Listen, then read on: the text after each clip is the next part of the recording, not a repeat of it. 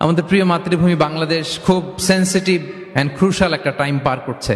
আমরা আমাদের প্রিয় মাতৃভূমির জন্য আজকের কেপটাউনের বাইতুল কুদস মসজিদ থেকে, মসজিদুল কুদস থেকে দোয়া করি আল্লাহ তাআলা আমার প্রিয় মাতৃভূমি বাংলাদেশকে হেফাজত করুক।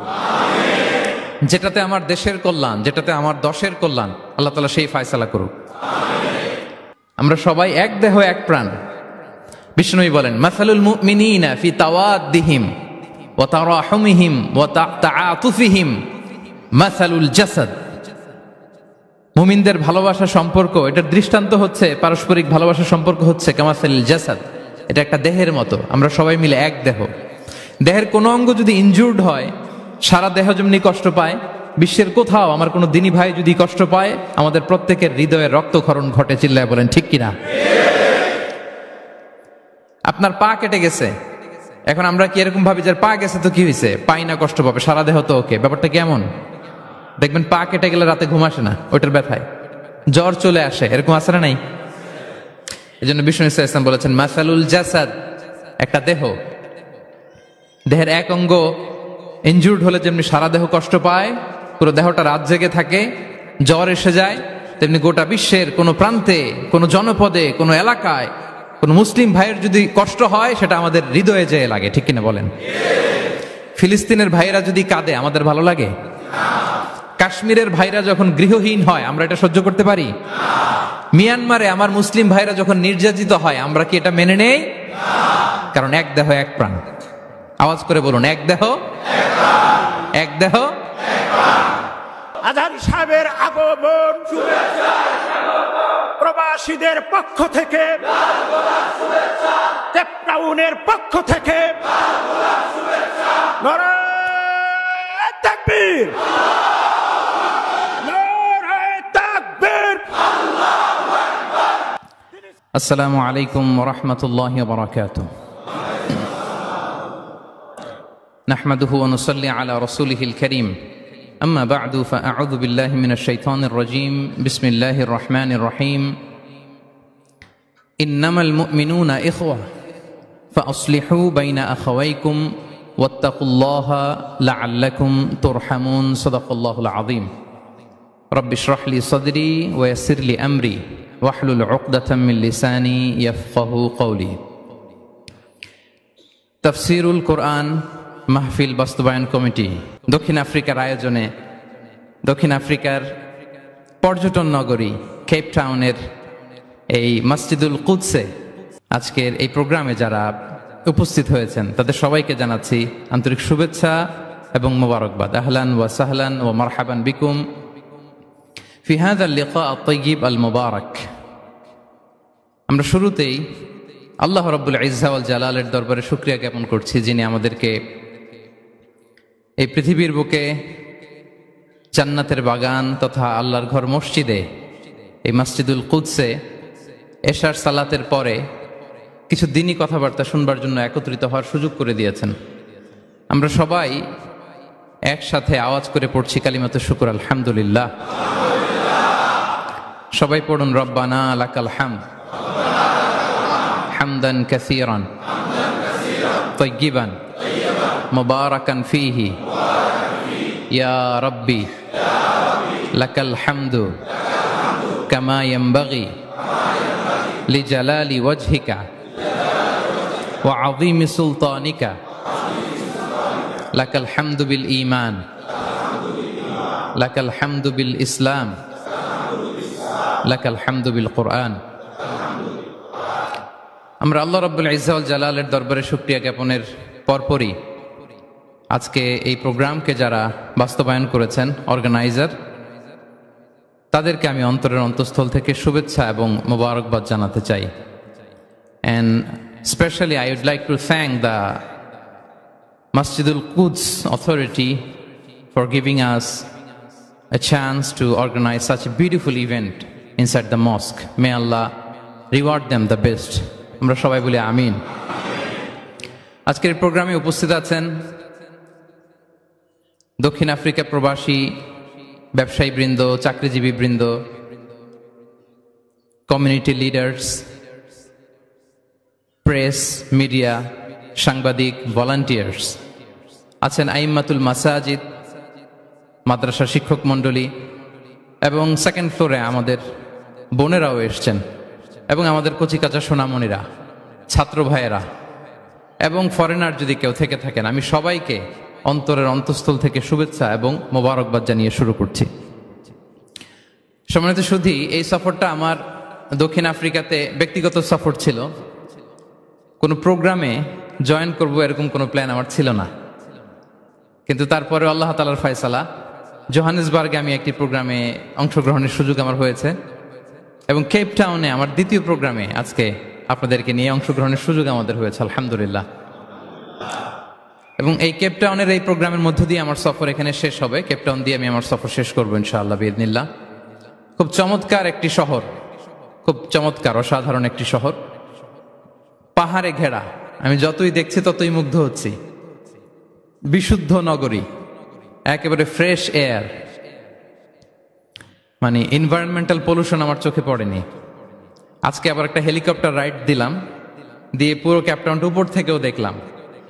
তো যতই দেখি ততই মুগ্ধ হই। আল্লাহ শুকরিয়া যে আল্লাহ তাআলা এরকম চমৎকার জায়গায় আপনাদেরকে রেখেছেন, আলহামদুলিল্লাহ। আমরা আল্লাহ তাআলার দরবারে আসলে শুকরিয়া করে শেষ করতে পারবো না। ওয়া ইন তাউদ্দু নি'মাতাল্লাহি লা তুহসুহা, আল্লাহর নেয়ামত যদি আমরা গুনতে শুরু করি, গুনে শেষ করা যাবে প্রিয় ভাইরা? যাবে না। বাংলাদেশে চাকরির বাজার মন্দা, ব্যবসা করতে গেলে অনেক ঝক্কি ঝামেলা, নিরাপত্তা, এটা সেটা অনেক কিছু বিবেচনা করে আমাদেরকে থাকতে হয়। তার বিপরীতে এখানে আল্লাহ তাআলা আপনাদেরকে প্রতিষ্ঠিত করেছেন। অনেকে এই দেশের ন্যাশনালিটি পেয়েছেন, সাউথ আফ্রিকান ন্যাশনালিটি পেয়েছেন। তারপর ব্যবসায় আপনারা ভালো করছেন, রিজিকের 10 ভাগের 9 ভাগ আল্লাহ ঢুকিয়ে দিয়েছেন ব্যবসার ভেতরে, আলহামদুলিল্লাহ। তো দেশে যারা স্ট্রাগল করছে তাদের তুলনায় তো আমরা অনেক ভালো, কি বলেন? আপনাদের কোনো কমপ্লেন নাই তো? সব সময় কি বলবেন? আলহামদুলিল্লাহ বললে আল্লাহ তাআলা নেয়ামত আরো বাড়িয়ে দিবে, বাড়িয়ে দিবে। আমি প্রাণ ভরে আপনাদের জন্য দোয়া করি, আল্লাহ তাআলা আপনাদের রিজিকে বারাকা দান করুক, আল্লাহ তাআলা আপনাদের স্বাস্থ্যে বারাকা দান করুক, আপনাদের কর্ম প্রচেষ্টা, আপনাদের অ্যাক্টিভিটি, আপনাদের এঙ্গেজমেন্ট আল্লাহ তাআলা বারাকা দান করুক। আমাদের প্রিয় মাতৃভূমি বাংলাদেশ খুব সেন্সিটিভ অ্যান্ড ক্রুশাল একটা টাইম পার করছে। আমরা আমাদের প্রিয় মাতৃভূমির জন্য আজকের কেপ টাউনের বাইতুল কুদস মসজিদ থেকে, মসজিদুল কুদস থেকে দোয়া করি আল্লাহ তাআলা আমার প্রিয় মাতৃভূমি বাংলাদেশকে হেফাজত করুক। যেটাতে আমার দেশের কল্যাণ, যেটাতে আমার দশের কল্যাণ, আল্লাহ তাআলা সেই ফয়সালা করুক। সম্মানিত সুধী, আর কাল বিলম্ব না করে আমি আমার মূল আলোচনায় যাচ্ছি। সম্মানিত সুধী, আমি সূরাত আল হুজরাতের 10 নম্বর আয়াত তেলাওয়াত করেছি, যেখানে আল্লাহ তাআলা আমাদের ভ্রাতৃত্বের গুরুত্ব নিয়ে আলোকপাত করেছেন। আমি মূল আলোচনায় যাচ্ছি এবং আমি সবাইকে রিকোয়েস্ট করব যে নিয়তটাকে খালিস করে একমাত্র আল্লাহ তাআলার সন্তুষ্টির জন্য 1 ঘন্টা আমরা একটু স্যাক্রিফাইস করি। কত ভাবে কত জায়গাতে আমাদের সময় চলে যায়, হতে পারে এই 1 ঘন্টার আলোচনা তো কারোর জন্য এটা নাজাতের ওয়াসিলা হয়ে যেতে পারে। জি, আপনারা এখন যেমনি চুপচাপ নীরব, শেষ পর্যন্ত এরকম চুপচাপ নীরব থাকবেন তো? আর বিরক্ত হলে আমাকে বলবেন যে হুজুর আন না, তাহলে আমিও বেঁচে যাই। জি, মাশাআল্লাহ, তাবারাকাল্লাহ। আল্লাহ তাআলা আমাদের আশাকে, বসাকে, এই আয়োজনকে কবুল করুক। আমরা এখানে যেমনি একত্রিত হলাম, আমরা আল্লাহর জান্নাতেও যেন এমনি একত্রিত হতে পারি, আল্লাহ তৌফিক দান করুক। প্রিয় ভাইয়েরা, সূরাতুল হুজরাতের 10 নম্বর আয়াতে আল্লাহ তাআলা বলছেন, ইন্নামাল মুমিনুনা ইখওয়া। আল্লাহ বলেন বিশ্বাসীরা ভাই ভাই, মুমিনরা ভাই ভাই। আমরা মুমিনরা কি ভাই ভাই? এটা ফিল হয়? হ্যাঁ, এটা ফিল করতে হবে, শুধু মুখে বললে হবে না। আমরা কিন্তু ভাই ভাই, we are brothers, brothers in Islam. ইন্নামাল মুমিনুনা ইখওয়া, বিশ্বাসীরা ভাই ভাই। ফাআসলিহু বাইনা আখাওয়াইকুম। আর এই ভ্রাতৃত্বের মধ্যে যদি কখনো টানাপোড়েন হয়, বোঝাপড়ায় সমস্যা হয়, বিরোধ হয়, তাহলে মিলমিশ করে দিও, তোমরা সেটা আপোষে মীমাংসা করে দিও। আদেশটা কার? আওয়াজ করে বলুন না, আদেশটা কার? বিশ্বাসীরা ভাই ভাই। এই ভ্রাতৃত্বের বন্ধনে যদি কখনো বোঝাপড়ায় ঝামেলা হয়, বিরোধ হয়, বিবাদ হয়, আপোষে মীমাংসা করে দিও, মিলে যেও। আর ওয়াত্তাকুল্লাহ, আল্লাহকে ভয় করো। লাআল্লাকুম তুরহামুন, তাহলে তোমরা অনুগ্রহ প্রাপ্ত হবে। এই আয়াতটাকে ঘিরে কিছু বার্তা আজকে এই ক্যাপটাউনের এই প্রোগ্রামে আমি শেয়ার করবো ইনশাআল্লাহ। তাহলে প্রথম মেসেজ হচ্ছে আমরা ভাই ভাই, উই অল আর ব্রাদার্স। মুমিনরা ভাই ভাই, আওয়াজ করে বলুন, মুমিনরা আমরা ভাই ভাই। পৃথিবীতে ভ্রাতৃত্ব, ব্রাদারহুড, এটা অনেক ধরনের। এক নম্বর ভ্রাতৃত্ব হচ্ছে আল উখুয়া আল ইনসানিয়া, মানবিক দিক থেকে ভাই। যারাই মানুষ তারাই ভাই, কারণ আমাদের আদি পিতার নাম, আদিমাতা Adam and Eve. We came from the very same source, same origin. একটা জায়গা থেকে আসছে। সবার বাপ যদি একজন হয়, সবার মা যদি একজন হয়, তো আমরা সবাই কি? সুবহানাল্লাহ পড়বেন না? তাহলে ভ্রাতৃত্বের একটা রূপ হচ্ছে আল উখুয়া আল ইনসানিয়া, মানবিক দিক থেকে ভাই। সেই হিসেবে হিন্দু আমার ভাই, খ্রিস্টানও আমার ভাই, বৌদ্ধ আমার ভাই, নাস্তিক আস্তিক সবাই আমার ভাই। এটা হলো ভ্রাতৃত্বের একটা ধরন।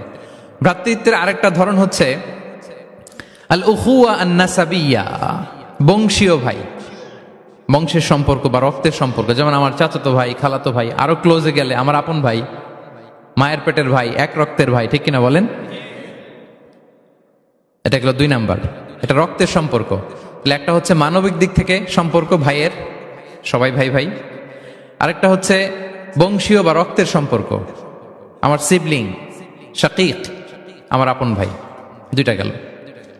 3 নাম্বার হচ্ছে আল উখুয়া আদ-দীনিয়া, দ্বীনি ভাই। আর আমরা এটা নিয়েই কথা বলছি, আল উখুয়া আদ-দীনিয়া। ইন্নামাল মুমিনুনা ইখওয়াতুন, মুফাসসিরিন ইকরাম বলেছেন ইয়ানি ইখওয়াতুন ফিদ-দীন।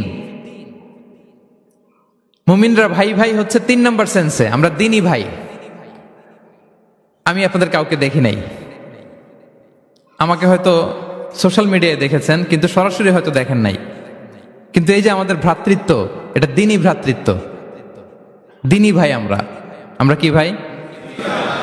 এবং ইন্টারেস্টিংলি এই দ্বীনি ভাই বা দ্বীনি ভ্রাতৃত্ব আগের 2টার চেয়ে মজবুত। কখনো কখনো এটা রক্তের সম্পর্ককেও ছাড়িয়ে যায়। সুবহানাল্লাহ পড়েন। বদরের যুদ্ধে এই পাশে কুরাইশরা মানে মুশরিকরা, এই পাশে মুমিনরা। এমনও হয়েছে রাসূল সাল্লাল্লাহু আলাইহি ওয়াসাল্লামের পক্ষে মুমিনদের ওখানে এক ভাই, আর আবু জাহেলের সাথে আরেক ভাই, দ্বন্দ্ব, সংঘাত। এই ভাই ওই ভাইকে হত্যা করেছে দ্বীনের কারণে। তার মানে দ্বীনি ভ্রাতৃত্ব এটা এত মজবুত, এটা মাঝে মাঝে রক্তের সম্পর্ককেও ছাড়িয়ে ছাপিয়ে উপরে উঠে যায়। আল্লাহু আকবার। তাহলে আমাদের সম্পর্কটা হচ্ছে এরকম মজবুত সম্পর্ক। প্রিয় ভাইরা, আমরা সবাই দ্বীনি ভাই। আওয়াজ করে বলুন, কি ভাই? এবং আমাদের দৃষ্টান্ত দিয়েছেন বিষ্ণু ইসা ইসলাম। তিনি বলেছেন তোমরা সবাই দ্বীনি ভাইয়েরা সবাই মিলে এক দেহ এক প্রাণ। আওয়াজ করে বলুন, এক দেহ এক প্রাণ। শুধু মুখ দিয়ে বললেই হবে, এটা ফিল করতে হবে। আমরা সবাই এক দেহ এক প্রাণ। বিষ্ণুই বলেন মাসালুল মুমিনিনা ফি তাওয়াদ্দিহিম ওয়া তারাহুমিহিম ওয়া তাআতুফিহিম মাসালুল জাসাদ। মুমিনদের ভালোবাসা সম্পর্ক, এটার দৃষ্টান্ত হচ্ছে পারস্পরিক ভালোবাসা সম্পর্ক হচ্ছে কামাসালিল জাসাদ, এটা একটা দেহের মতো। আমরা সবাই মিলে এক দেহ। দেহের কোনো অঙ্গ যদি ইনজুর্ড হয়, সারা দেহ যেমনি কষ্ট পায়, বিশ্বের কোথাও আমার কোনো দ্বীনি ভাই যদি কষ্ট পায়, আমাদের প্রত্যেকের হৃদয়ে রক্তক্ষরণ ঘটে। চিল্লায় বলেন ঠিক কিনা? আপনার পা কেটে গেছে, এখন আমরা কি এরকম ভাবি যে পা গেছে তো কি হয়েছে, পাই না কষ্ট পাবে, সারা দেহ তো ওকে। ব্যাপারটা কেমন? দেখবেন পা কেটে গেলে রাতে ঘুম আসে না, ওইটার ব্যথায় জ্বর চলে আসে, এরকম আসে না নাই?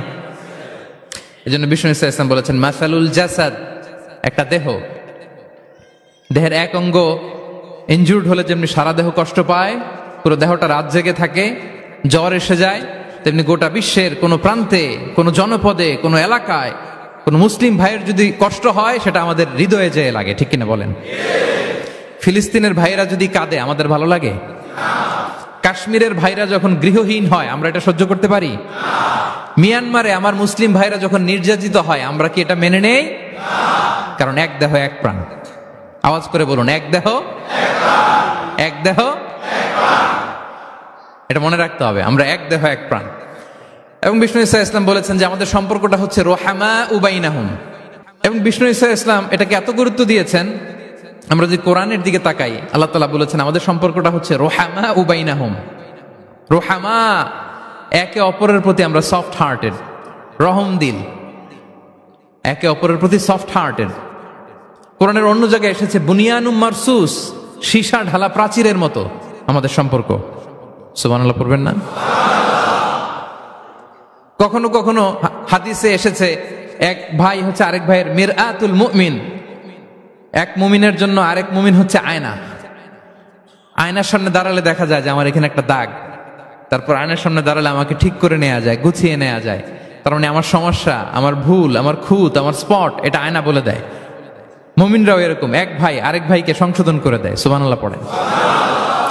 এবং কোরআন কখনো কখনো আমাদেরকে বলেছে যে ওয়ায়ুসিরুনা আলা আনফুসিহিম ওয়ালাউ কানা বিহিম খাসাসা, ভ্রাতৃত্বের সম্পর্কটা এমন হবে যে নিজের প্রয়োজনের চেয়েও মুমিন ভাই তার অন্য ভাইয়ের প্রয়োজনকে গুরুত্ব দিবে। পড়েন সুবহানাল্লাহ। আমার প্রয়োজন, তারপর আমি না নিয়ে আমার ভাইকে দিব। এরকম নিদর্শন আমাদের মধ্যে আছে না নাই?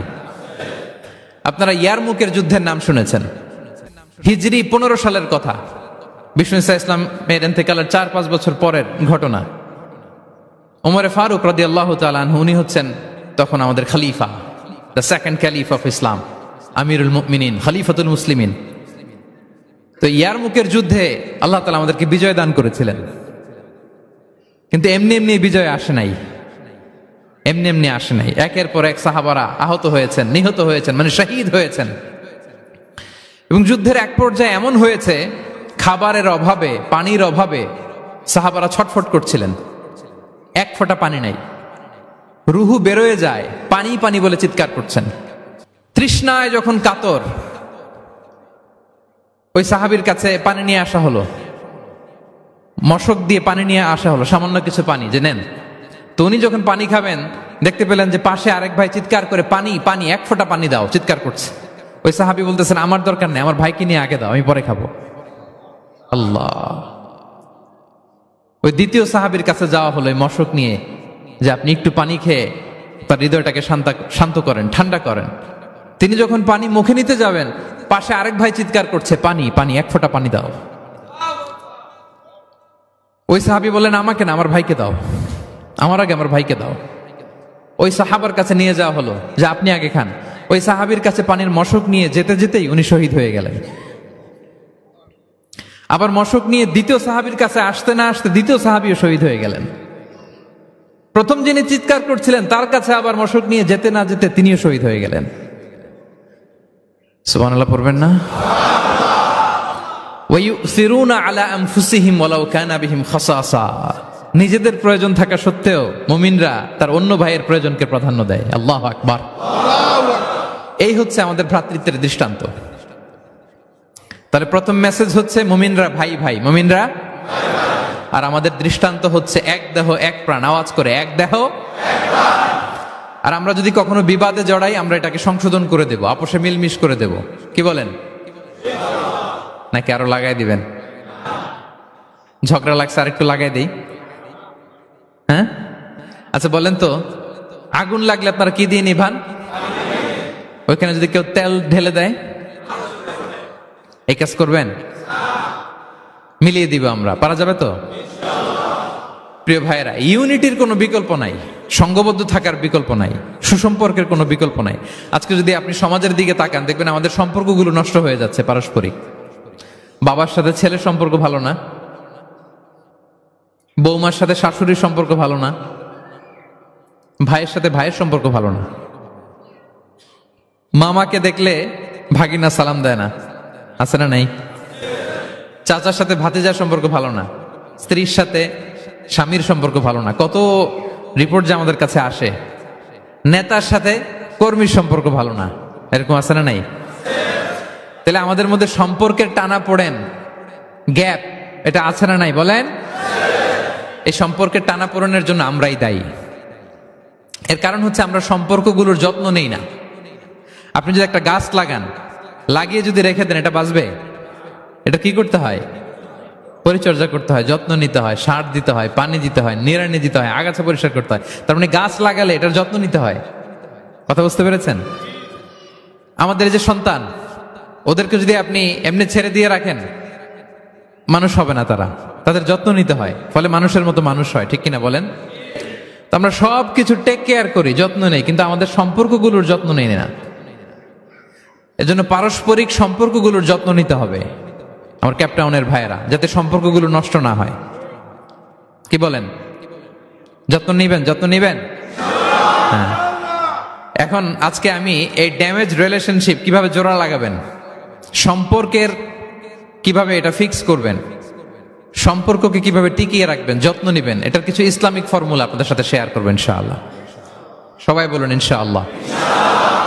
কিভাবে আমাদের মধ্যে আন্তরিকতা বাড়বে, ঘনিষ্ঠতা বাড়বে, হৃদ্যতা বাড়বে, এটার ইসলামিক ফর্মুলা 10টা ফর্মুলা শেয়ার করবেন ইনশাআল্লাহ। জানতে মনে চায়? আচ্ছা, ইনশাআল্লাহ। তাহলে শুরু করছি, কি করে আমরা আমাদের সম্পর্কগুলোর যত্ন নিব, কি করে আমাদের পারস্পরিক হৃদ্যতা, ভালোবাসা, আন্তরিকতা বাড়াবো, এ ব্যাপারে কোরআন এবং সুন্নাহ আমাদেরকে কি বলে। এক নম্বরে প্রিয় ভাইরা, কোরআন আমাদেরকে আমাদের পারস্পরিক হৃদ্যতা, ভালোবাসা বাড়ানোর জন্য যে গাইডলাইন দেয় সেটা হচ্ছে দেখা হলেই সালাম দাও। দেখা হলেই কি? সালাম দিলে সম্পর্ক বাড়ে। আলহামদুলিল্লাহ পড়বেন না? কোরআন বলছে ফাইদা দাখালতুম বুয়ুতান ফাসাল্লিমু আলা আনফুসিকুম তাহিয়াতাম মিন ইনদিল্লাহি মুবারাকাতান তাইয়্যিবা। তোমরা যখন ঘরে প্রবেশ করবে তোমরা নিজেদেরকে সালাম দাও, মানে বলো আসসালামু আলাইকুম। এটা হচ্ছে তাহিয়াতাম মিন ইনদিল্লাহ, আল্লাহর পক্ষ থেকে অভিবাদন পদ্ধতি। এটা আল্লাহ শিখিয়েছেন। গ্রিটিংস আমরা তো বলি হ্যালো, হাই, তারপর গুড মর্নিং, গুড ইভিনিং, এগুলো বলি, কিন্তু আল্লাহ শিখিয়েছেন আসসালামু আলাইকুম। আদম আলাইহিস সালামকে যখন আল্লাহ তাআলা তৈরি করলেন 60 হাত লম্বা করে বানালেন। কয় হাত? আপনি কয় হাত? আপনিও 60 হাত। আমাদের হাতে রাফলি 3.5 হাত। কিন্তু আদম আলাইহিস সালাম তিনি লম্বায় কত ছিলেন? তো আদম আলাইহিস সালাম যখন সৃষ্টি হলেন তখন আল্লাহ তাআলা আদম আলাইহিস সালামকে বললেন, আদম তুমি সালাম দাও। কি দাও? ফেরেশতারা বসা ছিল, সাল্লিম আলা উলাইকান নাফার, সালাম দাও। এই যে মোবাইল দিয়ে ভিডিও করে। আল্লাহ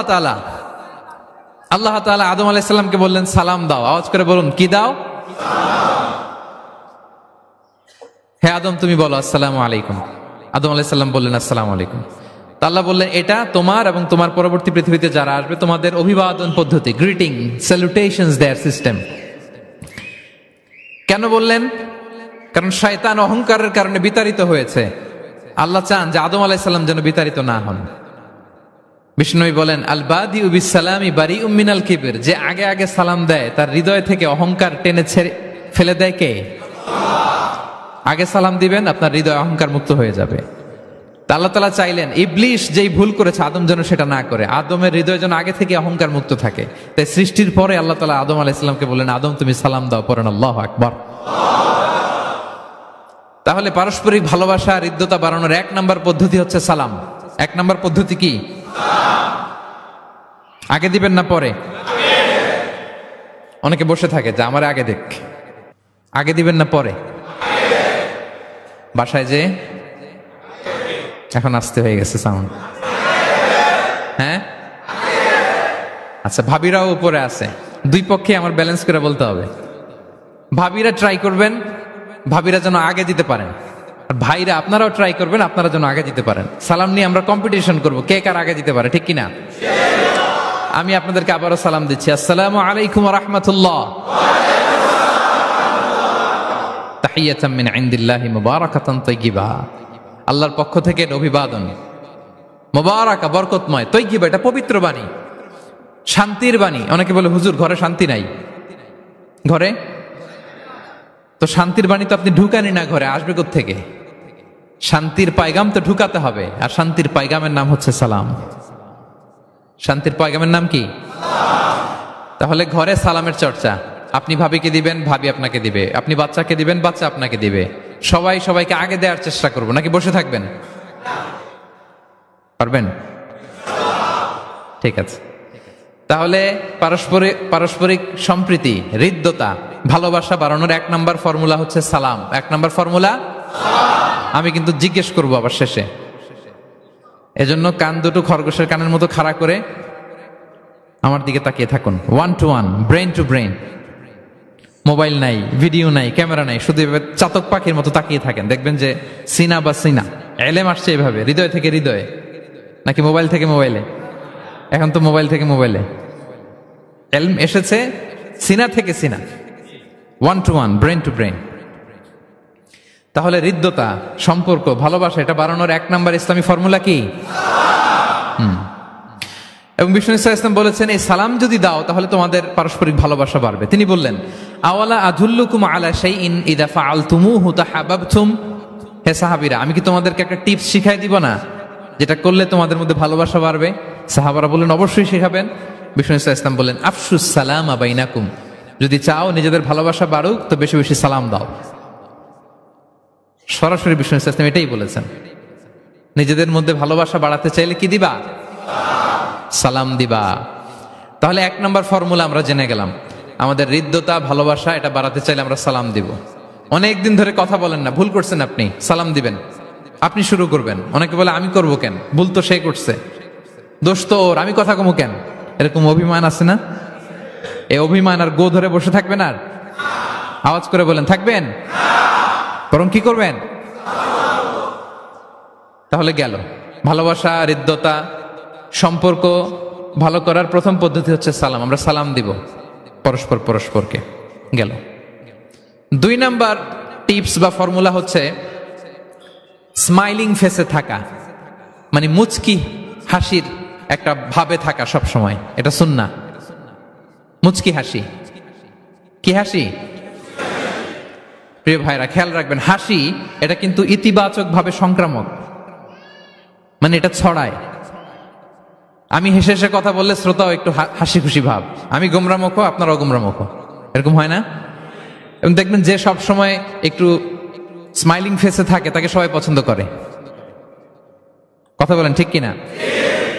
হাসি এটা পজিটিভলি সংক্রামিত হয়, ছড়ায়, অন্যকে প্রভাবিত করে, এবং মানসিক স্বাস্থ্যের সাথে হাসির সম্পর্ক আছে। যারা গোমরামুখ থাকে এরা অসুস্থ থাকে বেশি, আর যারা হাসি খুশি থাকে এরা সুস্থ থাকে বেশি। এজন্য হাসবেন তো, নাকি চেহারা গোমরা করে রাখবেন? এই দেখছেন সবার মধ্যে একটা হাসি হাসি ভাব চলে আসছে, আলহামদুলিল্লাহ বলেন। তাহলে পারস্পরিক সম্প্রীতি, ভালোবাসা বাড়ানোর পদ্ধতি হচ্ছে কারোর সাথে কথা বললে, দেখা হলে আমরা একটা স্মাইলিং ফেসে থাকবো, মুচকি হাসি। হাসি 3 ধরনের আমার ক্যাপটাউনের ভাইরা। কয় ধরনের? একটা হচ্ছে কাহকাহা, অট্ট হাসি, এটা জায়েজ নাই। এই যে আমরা ছোটবেলায় আলিফ লালার মধ্যে, এই আলিফ লালার দত্ত হা হা হা হা করে একটা হাসি দিত না? এই হা হা হা করে এই হাসি দেয়া যাবে নিষেধ। উদাহরণ দেওয়ার জন্য আমি বললাম আর কি। আচ্ছা, আরেকটা হচ্ছে আদ-দেহেক। আদ-দেহেক মানে স্বাভাবিক হাসি, একটু দাঁত দেখা যায়, এটা জায়েজ, এটা দেয়া যাবে। সবচেয়ে ভালো এন্ড রেকমেন্ডেড এন্ড সুন্নাহ হচ্ছে তাবাসসুম, মুচকি হাসি। আল্লাহু আকবার। বিষ্ণু ইসলামের চেহারা মোবারকের মধ্যে সব সময় মুচকি হাসির একটা রেশ ওনার ঠোঁটে লেগেই থাকতো। সাহাবী আব্দুল্লাহ ইবনে হারিস রাদিয়াল্লাহু তাআলা আনহু বর্ণনা করেন, তিনি বলেন, মা রাআইতু আহাদান আকসারা তাবাসসুমান মিন রাসূলিল্লাহি সাল্লাল্লাহু আলাইহি ওয়াসাল্লাম। তিনি বলেন, আমি আমার জীবদ্দশায়, আমার জীবনে রাসূল সাল্লাল্লাহু আলাইহি ওয়াসাল্লামের চেয়ে বেশি কাউকে মুচকি হাসি অবস্থায় থাকতে দেখি নাই। সব সময় মুচকি হাসি, একটা স্মাইলিং ফেস থাকবেন, নাকি গোমরা মুখ থাকবেন? হ্যাঁ, কি করবেন? মুচকি হাসি। এবং আপনি আপনার ভাইয়ের দিকে তাকিয়ে মুচকি হাসি যদি দেন, বিষ্ণু সাল্লাল্লাহু আলাইহি ওয়াসাল্লাম বলেন, তাবাসসুমুকা ফি ওয়াজহি আখিকা সাদাকা, your smile to your brother it's a charity. তুমি তোমার ভাইয়ের দিকে তাকিয়ে যে মুচকি হাসি দাও, এটা দিলেও সাদাকার সওয়াব হয়ে যায়। আপনি দিলেন হাসি, আমল নামে যুক্ত হলো কি? সাদাকা। হ্যাঁ। এবং বিষ্ণু সাল্লাল্লাহু আলাইহি ওয়াসাল্লাম বলেছেন, তুমি কোনো কাজকে লা তাহকিরান্না মিনাল মা'রুফি শাইআ, কোনো কাজকে ছোট করে দেখবে না, কোনো নেক আমলকে। যদিও তুমি তোমার ভাইয়ের চেহারার দিকে মুচকি হাসি দিয়ে তাকাও, এটাও সাদকা দেওয়ার সওয়াব। তাহলে আমরা কারোর সাথে যখন কথা বলবো, দেখা হবে, আমরা একটা স্মাইলিং ফেসে থাকবো, গোমরা মুখ থাকবো না। কি বলেন, পারা যাবে? সব সময় স্মাইলিং ফেস, মুচকি হাসি। বিষ্ণু ইসলাম মুচকি হাসতেন। মুচকি যারা হাসি তাদেরকে সবাই পছন্দ করে। মুখটা যদি গোমরা করে কেউ রাখে, দেখতে ভাল লাগে, কথা বলতে ভাল লাগে। দেখবেন অনেক বড়দেরকে বাচ্চারা ভয় পায়, কাছে যায় না। কেন বলেন তো? গম্ভীর থাকে। আবার অনেক মানুষের কাছে তাকে দেখলি বাচ্চারা দৌড়ে কোলে কোলে উঠতে যায়, আছে না নাই? Smiling face. এই যে আমাদের শেখ মঈনুদ্দিন আজকে আমার সাথে একটা সফরে ছিল, দেখি যেই বাচ্চাকে দেখে বলে খামান খামান, give me hug, give me hug. তো এই মানুষকে বাচ্চারা ভালো না বেসে পারবে? সুবহানাল্লাহ, এরকম হইতে হবে। বিষ্ণু ইসা ইসলামকে বাচ্চারা দেখলে খুব খুশি হতো, কোলে বসতে চাইতো। এক বাচ্চা তো কোলে বসে পেশাবি করে দিছে।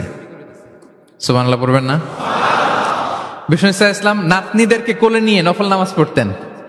উমামা বিনতে যায়েদ, উমামা বিনতে যায়নাব, বিষ্ণু ইসা ইসলামের কন্যা যায়নাবের মেয়ে, মানে বিষ্ণু ইসা ইসলামের নাতনি উমামাকে নিয়ে বিষ্ণু ইসা ইসলাম একবার নফল নামাজ করেছেন। কান্না করে, কান্না থামাই না, নানা ভাইয়ের কোলে থাকবে, তো উনি কোলে রেখেই আল্লাহু আকবার। রুকু দেওয়ার সময় পাশে রেখে রুকু সেজদা, ওঠার সময় আবার কাঁদতেছে তো আবার কোলে নিয়ে আবার কেরাত। সুবহানাল্লাহ। তো আমরা সবাই স্মাইলিং ফেসে থাকবো আজকে থেকে, ক্যাপটাউনের ভাইয়েরা। একসাথে আওয়াজ করে বলুন ইনশাআল্লাহ। হৃদ্যতা ভালোবাসা বাড়ানোর টিপস কয়টা বললাম? 1 নম্বরে সালাম, 2 নম্বরে মুচকি হাসি। দেখছেন সবাই মুচকি হাসি দিয়ে আস। আচ্ছা, 3 নাম্বার হচ্ছে কাউকে ওয়েলকাম করা। কেউ যদি আপনার সাথে দেখা করতে আসে তাকে ওয়েলকাম করা, আহলান ওয়া সাহলান বলা। হ্যাঁ, একজন আসছে আপনার বাড়িতে মেহমান, আপনি কথাই বলেন না, কথা নাই, সালাম নাই, কিছু নাই, যে চা দিতেছেন, ওনার ঠেকা পড়ছে চা খাবে না, আর জায়গা নেই ওনার চা খাওয়ার দুনিয়াতে। না, এটা করবেন না। আপনি এগিয়ে যাবেন, সালাম দিবেন, মুসাফা করবেন, মুআনাকা করবেন, খোঁজ খবর নেবেন, ওয়েলকাম জানাবেন, লিটারালি ওয়েলকাম। এরকম যদি করেন, যদি ওয়েলকাম বলেন, তাকে আনার জন্য এগিয়ে যান, হি ফিল লাইক, মানে আপনি তাকে দেখে খুশি, you are very happy to see him and you love his presence here. সে আসছে, আপনি খুশি, তার কোম্পানিটা ভালো লাগতেছে, এটা সে ফিল করবে। এজন্য কেউ আসলে, আপনার ওয়ার্ক প্লেসে যদি আসে, আপনার বাসায় যদি আসে, আপনার সাথে দেখা করতে যদি আসে, আপনি এগিয়ে তাকে সালাম দিয়ে ওয়েলকাম করবেন। কি করবেন? পারা যাবে? বিষ্ণু ইসা ইসলাম লিটারালি এই ওয়েলকাম শব্দটা ব্যবহার করতেন, এজন্য আমি চুজ করেছি, পিক করেছি ওয়েলকাম। তিনি বলতেন মারহাবান। মারহাবান আরবিতে কি বলতেন? মারহাবান। আমরা যে বলি বাংলায় আহলান ওয়া সাহলান ওয়া মারহাবান, এই বিষ্ণু ইসা ইসলাম লিটারালি মারহাবান শব্দটা ব্যবহার করতেন। এগুলোকে কার্টিসি বলে। এগুলোকে কি বলে? Social manner, কার্টিসি। দেখেন বিষ্ণু ইসা ইসলাম আমাদেরকে কিভাবে কার্টিসি শেখায়, কিভাবে সোশ্যাল ম্যানার শেখায় আমাদেরকে। বিষ্ণু ইসা ইসলাম সরাসরি মারহাবান বলতেন, স্বাগতম জানাতেন, যাতে করে ওই লোকটা ভালো ফিল করে, সে বোঝে যে তাকে দেখে আপনি হ্যাপি। বলেন তো, রাসূল সাল্লাল্লাহু আলাইহি ওয়াসাল্লামের সময়কালে ইসলামের সবচেয়ে বড় শত্রু কে ছিল? আবু জাহেল। তার ছেলের নাম কি কেউ বলতে পারেন? ইকরামা। ইকরামা অনেক যুদ্ধে মুসলমানদের বিরুদ্ধে ছিল, মক্কা বিজয় পর্যন্ত ইসলাম ধর্ম গ্রহণ করে নাই, অনেক সাহাবাকে হত্যা করেছে। রাসূল সাল্লাল্লাহু আলাইহি ওয়াসাল্লাম যখন মক্কা বিজয় করলেন, সে ভাবলো এবার তো আমার খবর আছে। সে পালালো, পালাতে পালাতে ইয়ামান চলে গেছে। তখন এক মহিলা সাহাবী রাসূল সাল্লাল্লাহু আলাইহি ওয়াসাল্লামকে বললেন, ইয়া রাসূলুল্লাহ, আপনি যদি আমাকে অনুমতি দেন, আমি ইকরামাকে খুঁজে বের করব, আপনার কাছে নিয়ে আসবো। রাসূল সাল্লাল্লাহু আলাইহি ওয়াসাল্লাম বললেন, যাও, ইকরামাকে আমি আমান দিলাম, সিকিউরিটি দিলাম। এই মহিলা সাহাবী যে খুঁজে নিয়ে আসলো, ইকরামাকে কনভিন্স করলো। ইকরামা লজ্জিত হয়ে বিষ্ণু সাল্লাল্লাহু আলাইহি ওয়াসাল্লামের কাছে আসলো। কত বড় শত্রু! বিষ্ণু সাল্লাল্লাহু আলাইহি ওয়াসাল্লামের অনেক আত্মীয়কে হত্যা করেছে, সাহাবাদেরকে শহীদ করে দিয়েছে, আবু জাহেলের সন্তান।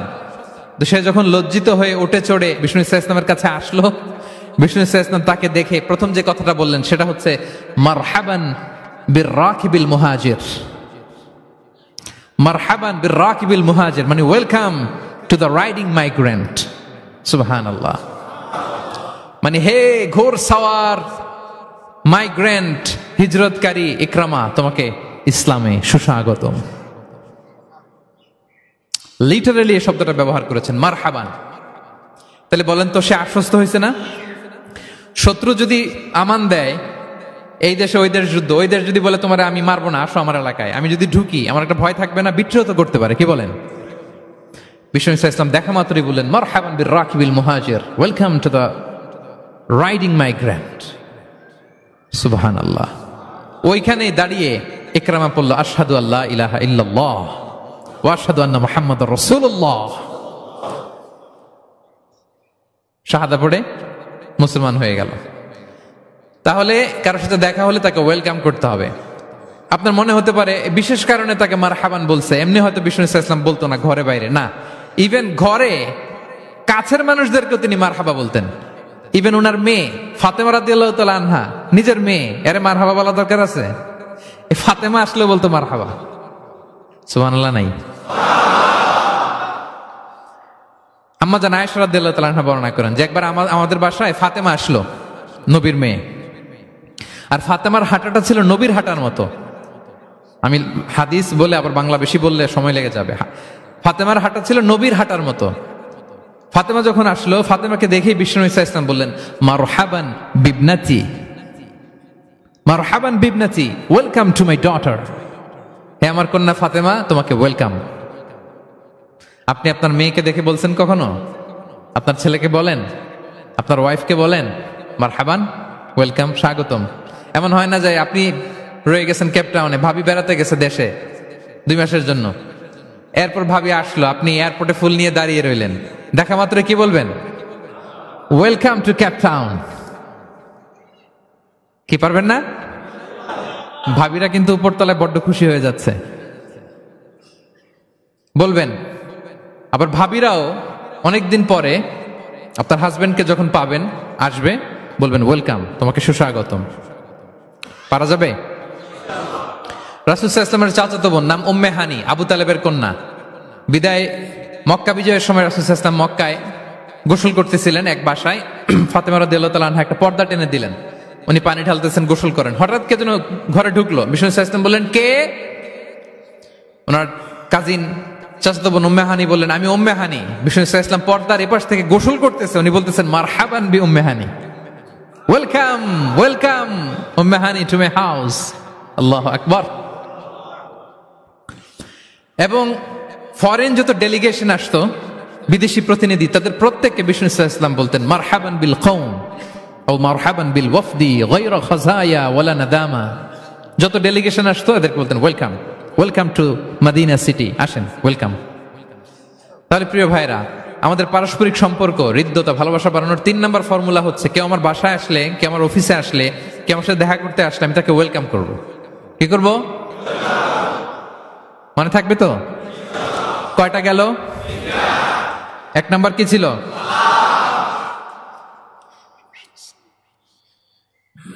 2 নাম্বার, 3 নাম্বার ওয়েলকাম। আচ্ছা, আপনাদের কষ্ট হচ্ছে? 4 নাম্বার হচ্ছে ভালোবাসা, হৃদ্যতা বাড়ানোর 4 নাম্বার পদ্ধতি হচ্ছে কারো কোনো ভালো গুণ দেখলে ওটা অ্যাপ্রিসিয়েট করা। যদি আমার বিপক্ষ দলের কেউ ভালো কিছু করে, আমরা ওইটাও বলতে চাই না, এরকম আছে না নাই? কারণ আমার দল করে না তো, বলতে চায় না, তাই না? কেন বলে না? আমার দল করে না। এদেরকে বলে দলান্ধ। ভালো একটা কাজ করছে, আমার মতের না, মতান্ধ, এটা অ্যাপ্রিসিয়েট করে না। এটা ভুল, এটা আপনি সুন্নাহ ব্রেক করছেন। সুন্নাহ হচ্ছে যে দলের হোক, যে মতের হোক, এমনকি ভিন্ন ধর্মী হোক, ভালো করলে এটা ক্রেডিট দিতে হবে, ভালো করলে অ্যাপ্রিসিয়েট করতে হবে, কমপ্লিমেন্ট দিতে হবে। আমরা অন্যের ভালো কাজের স্বীকৃতি দিতে চাই না, কার্পণ্য করি, ক্রেডিট দিতে চাই না, প্রশংসা করি না। আমরা গুণমুগ্ধ হই কিন্তু গুণগ্রাহী হতে চাই না। কারো একটা ভালো গুণ দেখে আমি ভিতরেও এত সুন্দর, কিন্তু বলি না, প্রকাশ করি না, এটা ঠিক না। সুন্নাহ হচ্ছে কারো ভালো কোনো গুণ দেখলে এটা প্রকাশ করা, এপ্রিসিয়েট করা। কি করা? এপ্রিসিয়েট করা। কারো ভালো গুণ দেখলে এপ্রিসিয়েট করবেন, যাতে সে উৎসাহিত হয়। বিষ্ণু ইসলাম করতেন। বিষ্ণু ইসলাম একবার এক হাদিসে 7 জন সাহাবীর 7টা গুণের কথা বলেছেন, মানে তাদেরকে অ্যাপ্রিসিয়েট করেছেন। এক হাদিসে 7 জন, কয়জন? তিনি বলেন আরহামু উম্মতি বি উম্মতি আবু বকর। আবু বকরের সামনে বলতেছে আমার এই উম্মতের মধ্যে সবচাইতে সফট হার্টেড পারসন হচ্ছে আবু বকর। নরম দিল, নরম দিল। কি দিল? বিষ্ণু ইসলাম যখন ইন্তেকাল করলেন ওনাকে খলিফা বানানো হলো। তো খলিফাই তো ইমাম মসজিদে নববীর। নামাজের সময় হয়েছে, উনি দাঁড়াইছেন, একামত হয়েছে, উনি কান্নার চোটে কেরাতি পড়তে পারে না। কেন? কারণ উনি ভাবতেছে কাইফা আকুমু মাকামা রাসূলিল্লাহ, আমি কিভাবে নবীর জায়গায় দাঁড়িয়ে ইমামতি করব। গতকাল তো এখানে নবী দাঁড়িয়ে ইমামতি করেছে, আমি নবীর জায়গায় ইমাম হব কিভাবে? এই ভাবনা থেকে উনি কাঁদতে কাঁদতে ওনার তেলাওয়াতি শুনতো না, পিছনে কমপ্লেন আসছে পরে ওনার তেলাওয়াত আমরা শুনতে পাই না। আরহামু উম্মতি বি উম্মতি আবু বকর। এরপর বিষ্ণু বললেন ও আসাদ্দুহুম ফি আমরিল্লাহি উমর, আর আল্লাহর দিন বাস্তবায়নে সবচাইতে কঠোর হচ্ছে ওমরে ফারুক। সবচাইতে কঠোর, সবচাইতে কঠোর। বিষ্ণু বলেন ওমর, তুমি যদি কোনো রাস্তা দিয়ে হাঁটো, শয়তান যদি দেখে, শয়তান ওই রাস্তা রেখে দিয়ে অন্য রাস্তা দিয়ে হাঁটে। আবার বিষ্ণু বলেন আমার পরে কোনো নবী নাই, লা নাবিয়্যা বা'দি ওয়ালা রাসূল, আমার পরে কোনো নবী নাই, রাসূলও নাই, তবে লাউ কানা বা'দি নাবিয়্যুন লাকানা ওমর, আমার পরে নবী হওয়ার যোগ্যতা যদি কারো থাকে আমার সাহাবী ওমরের সেই যোগ্যতা আছে। প্রভু তুমি বলেছ রাসূল দেবে না, বলনি দেবে না ওমর, বলনি দেবে না হামজা তারিক, খালিদ বিজয় সমর। প্রভু তুমি বলেছ রাসূল দেবে না, বলনি দেবে না ওমর, বলনি দেবে না হামজা তারিক, খালিদ বিজয় সমর। প্রভু তুমি বলেছ রাসূল দেবে না। আল্লাহু আকবার। আল্লাহর জমিনে আল্লাহর দিন বাস্তবায়নে সবচাইতে কঠোর হচ্ছেন ওমরে ফারুক। মুনাফিকরা থরথর করে কাঁপতো ওনার ভয়ে। আমাদের দেশে বাচ্চারা যদি না খায়, রাতের বেলা বাচ্চারা খেতে চায় না, তো মায়েরা ভয় দেখায় খায়, এই খাও নাহলে কিন্তু বিড়াল আসবে। কুকুর বললে খুব, আমার ছোট মেয়েটাও ভয় পায়, কুকুরের আওয়াজ শুনলে ভয় পায়। তো খেতে না চাইলে বলে এই কুকুর আসবে, কিন্তু কুকুর এটা করে না। বাচ্চাদেরকে খাওয়াতে গেলে যখন জ্বালাতন করে খেতে চায় না, মায়েরা কি বলে, এই ভূত আসবে, এই কুকুর আসবে। মদিনায় কি করতো জানেন? বাচ্চারা খেতে না চাইলে মায়েরা বলতো হা হুয়া ইয়াতি উমর, হা হুয়া ইয়াতি উমর, তাড়াতাড়ি খাও, এই যে ওমর আসতেছে, ওমর। What a personality. ওয়া আশাদ্দুহুম ফি আমরিল্লাহি উমর, আল্লাহর দিন বাস্তবায়নে সবচেয়ে কঠোর ছিলেন ওমর রাদিয়াল্লাহু তাআলা আনহু। ওয়া আসদাকুহুম হায়াআন উসমান, আর সবচেয়ে লজ্জাশীল ছিল আমার সাহাবীর মধ্যে কে? উনি এত লজ্জাশীল ছিলেন, উনাকে দেখে ফেরেশতারা লজ্জা পেয়ে যেত। আল্লাহ আল্লাহ, এত লজ্জাশীল, ফেরেশতারা লজ্জা পেয়ে যেত। ওয়া আকরাউহুম লিকিতাবিল্লাহি উবাই ইবনে কাব, আল্লাহর কিতাব সবচাইতে বিশুদ্ধ করে তেলাওয়াত করতে পারতো উবাই ইবনে কাব রাদিয়াল্লাহু তাআলা। এই মোবাইলটা বন্ধ করতে হবে। ওই যে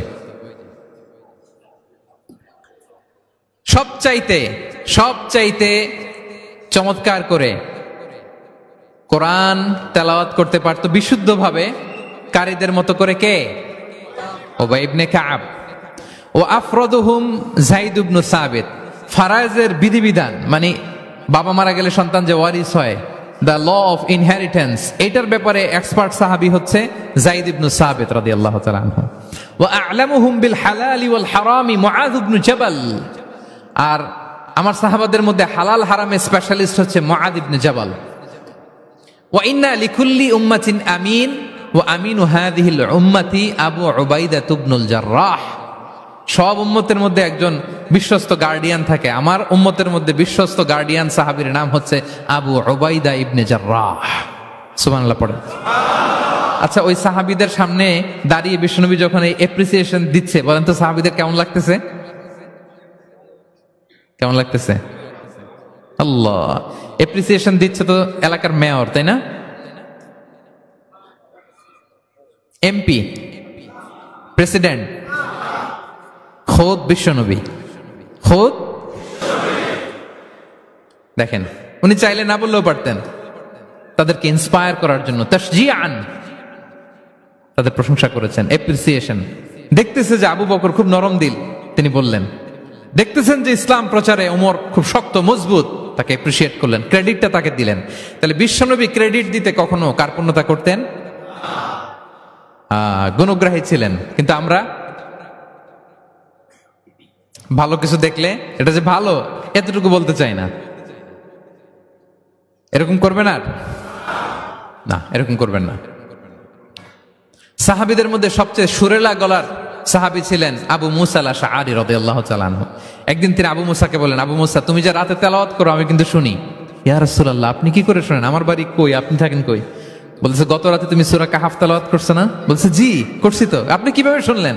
বলতেছে, তোমার ঘরের পাশ দিয়ে যাচ্ছিলাম, এত সুন্দর করে তুমি তেলাওয়াত করতেছো আবু মুসা। লাকাদ উতিতা মিজমারান মিন মাযামিরি আলি দাউদ। আল্লাহ তাআলা দাউদ আলাইহিস সালামের গলায় যে সুরের ঝংকার দিয়েছেন, আমার সাহাবীদের মধ্যে আল্লাহ তোমার গলায় ওই সুরের ঝংকার ঢুকাইয়ে দিয়েছে।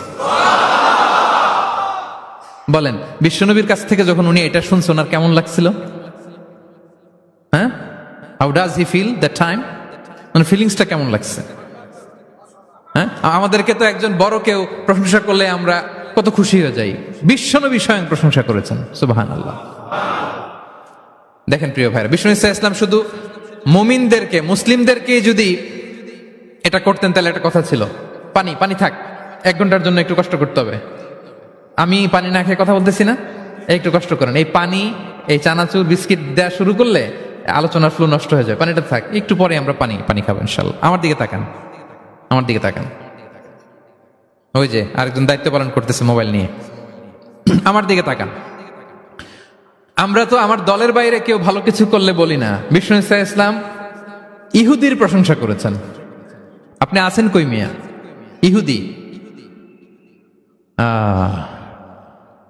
উহুদের যুদ্ধে বিষ্ণু ইসলামের সাথে মদিনার যে ইহুদিরা, তাদের কন্ট্রাক্ট ছিল মদিনা কেউ অ্যাটাক করলে সবাই মিলে মদিনাকে রক্ষা করবে। কিন্তু কুরাইশরা আক্রমণ করলো, এখন আর কেউ বেরোয় না। বনু কাইনুকা, বনু নদীর, বনু কুরাইজা কেউ আর যায় না, কেউ যায় না। বিশ্বনবী কি করবেন?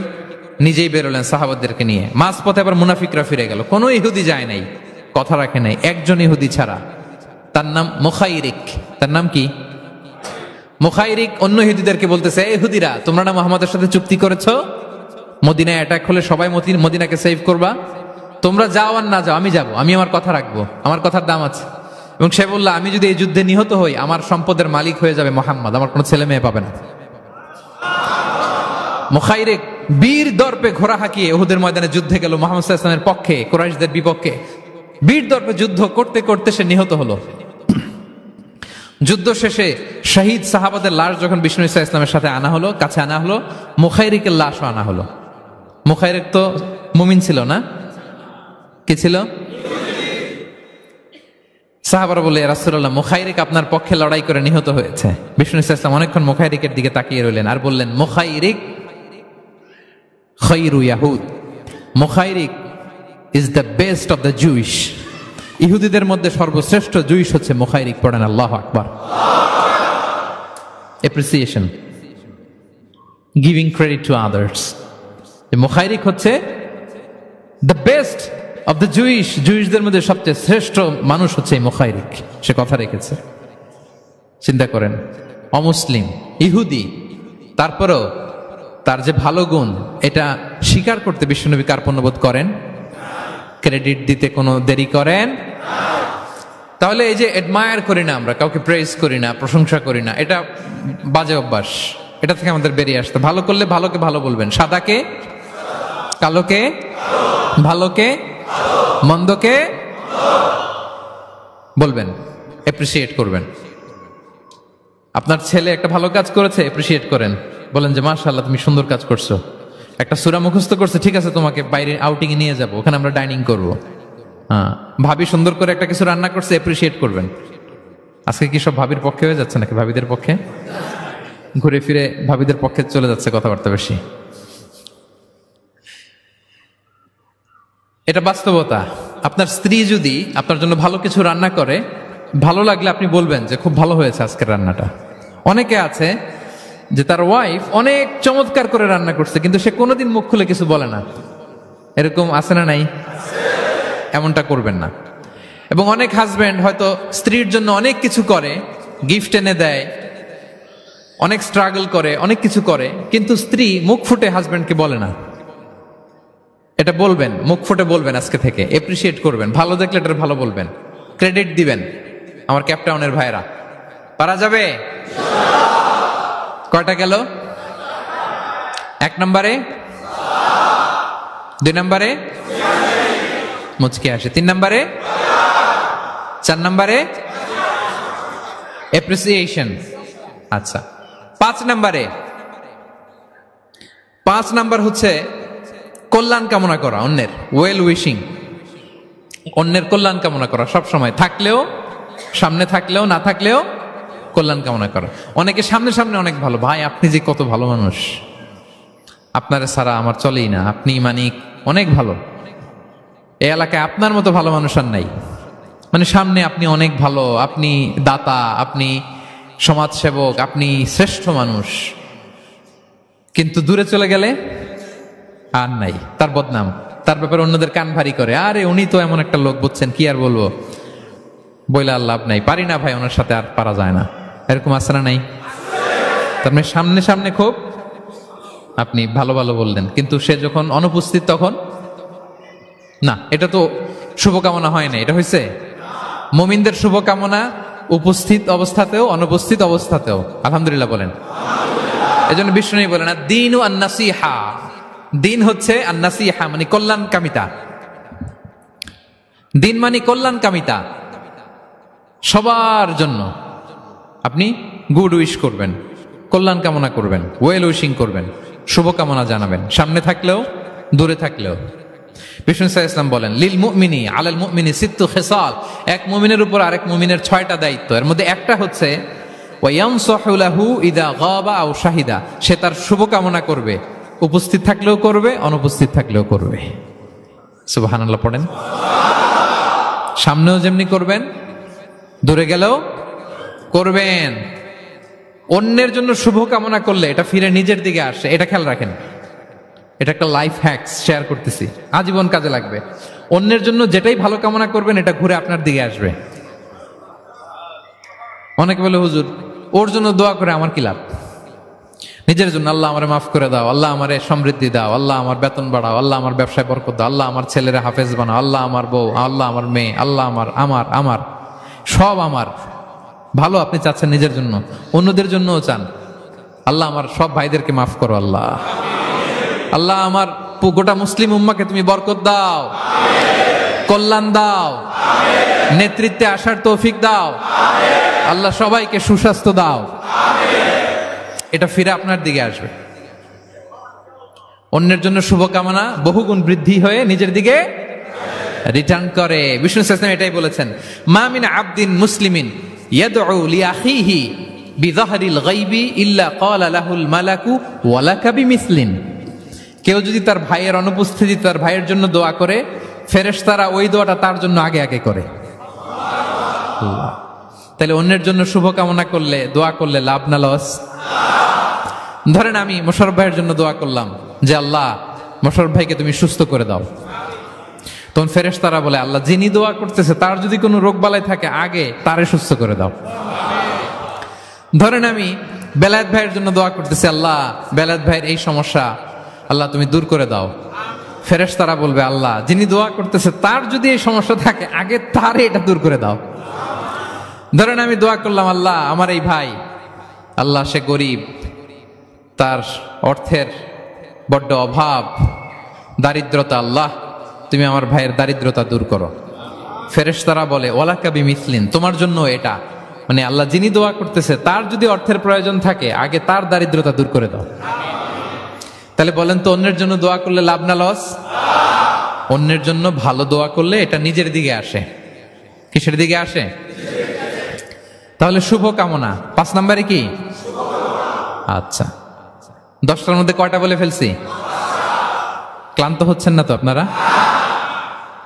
শুভকামনা নিয়ে একটা গল্প বলে আমি 6 নম্বরে যাচ্ছি। এক লোক মাগরিবের নামাজের আগে তার বন্ধুর জন্য দোয়া করতেছে, আল্লাহ আমার বন্ধুকে তুমি একটা সুন্দরী, রূপবতী, গুণবতী, নেককার, মুতিয়া, কানেতা, জামিলা, রায়া, একজন রূপবতী নেককার স্ত্রী দাও আল্লাহ। কতদিন ধরে তার বিয়েটা ঝুলে আছে, আল্লাহ তুমি ব্যবস্থা করে দাও, সুন্দরী, নেককার, আল্লাহ। তো সে তো তার বন্ধুর জন্য প্রাণ ভরে দোয়া করতেছে, আর তার স্ত্রী ওয়াইফ পাশেই ইফতারি রেডি করতেছিল। এই দোয়া শুনে মহিলা তো তেলে বেগুনে জ্বলে উঠছে, দৌড়ে আসে বলছে, এই তুমি কিসের দোয়া করো, রাখো। সে বেচারা মোনাজাতের মধ্যে তো ভরকে গেছে, ভয়ে বলে কি হইলো, আমি তো দোয়া করতেছি আমার বন্ধুর জন্য। তো মহিলা বলে, তুমি কি মনে করছো আমি হাদিসটা জানি না? অন্যের জন্য কোনো ভালো দোয়া করলে আগে যেটা নিজের জন্য কবুল হয়, তুমি মনে করছো আমি জানি না? তুমি ভাবছো হাদিস শুধু তুমি একা জানো, আমি জানি না? না, কি সব দোয়া করো এগুলা? আল্লাহু আকবার, আল্লাহ রহম করুক। প্রিয় ভাইরা, এটা বলার উদ্দেশ্য হচ্ছে আপনি ভালো কিছু অন্যের জন্য চাইলে আল্লাহ তাআলা এটা নিজের জন্য কবুল করে নেয়। তাহলে অন্যের জন্য কল্যাণ কামনা করা, এটা হচ্ছে হৃদ্যতা, ভালোবাসা, সুসম্পর্ক বানানোর 5 নাম্বার টিপস। কয় নাম্বার? আচ্ছা, 6 নাম্বার টিপস হচ্ছে বিপদে কাউকে সাহায্য করা। কি করা? বিপদে সাহায্য করা। বিপদে যে সাহায্য করে সেই আসল বন্ধু, ঠিক কিনা? কাউকে যদি বিপদের সময় আপনি সাহায্য করেন, সে আজীবন মনে রাখবে আপনাকে। সে যদি কৃতজ্ঞ মানুষ হয়, ভালো মানুষ হয়, আজীবন আপনাকে মনে রাখবে, কখনো ভুলবে না। এবং বিষ্ণু ইসা ইসলাম বলেন, ওয়াল্লাহু ফি আউনিল আবদি মা দামাল আবদু ফি আউনি আখি। আল্লাহ তাআলা ততক্ষণ পর্যন্ত বান্দার সাহায্যে থাকে যতক্ষণ বান্দা তার ভাইয়ের সাহায্যে থাকে। তাহলে আপনি যদি আল্লাহর সাহায্য চান, আপনার কি করতে হবে বলেন তো? আপনার ভাইকে সাহায্য করতে হবে। আল্লাহু ফি আউনিল আবদি মা দামাল আবদু ফি আউনি আখি। খেয়াল করেন কথাটার ওজন কত বেশি। আল্লাহ ততক্ষণ বান্দার সাহায্যে থাকে যতক্ষণ বান্দা তার ভাইয়ের সাহায্যে থাকে। আমি আমার ভাইকে সাহায্য করলে আল্লাহর পক্ষ থেকে সাহায্য নাজিল হবে। আল্লাহ বলে, এই বানি আদম দাও দাও, তুমি দিলে আমি তোমারে দেব।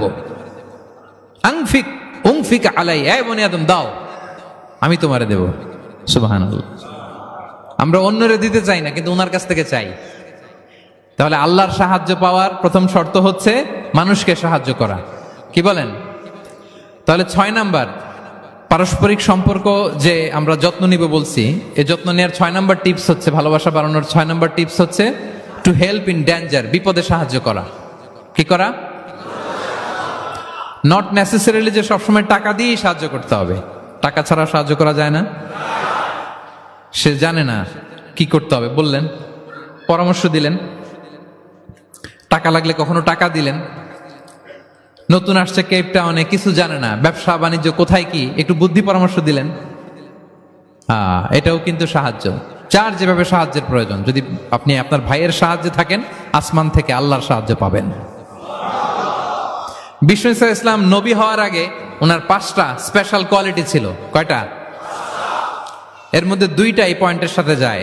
সেটা হচ্ছে, আর এটা বলছে ওনার খোদ স্ত্রী, প্রথম স্ত্রী, বিষ্ণুর প্রথম স্ত্রীর নাম খাদিজাতুল কুবরা তাহেরা রাদিয়াল্লাহু তাআলা আনহা। কারো ব্যাপারে যদি সঠিক তথ্য জানতে চান, তার ওয়াইফকে নক করবেন, মানে তার স্ত্রীর কাছ থেকে রিপোর্ট নেবেন, আসলটা পেয়ে যাবেন। কয়েকটা জায়গায় নক করলে পাওয়া যায়। বড় সাহেবের তথ্য যদি জানতে চান, বড় সাহেবের দারোয়ানকে জিজ্ঞেস করেন, বড় সাহেবের ড্রাইভারকে জিজ্ঞেস করেন, বড় সাহেবের ঘরের কাজের বুয়াকে জিজ্ঞেস করেন, আর বড় সাহেবের বিবিকে জিজ্ঞেস করেন। এই 4 জনকে জিজ্ঞেস করলেই বড় সাহেবের গোমর আসল তথ্য এদের কাছ থেকে পাওয়া যাবে।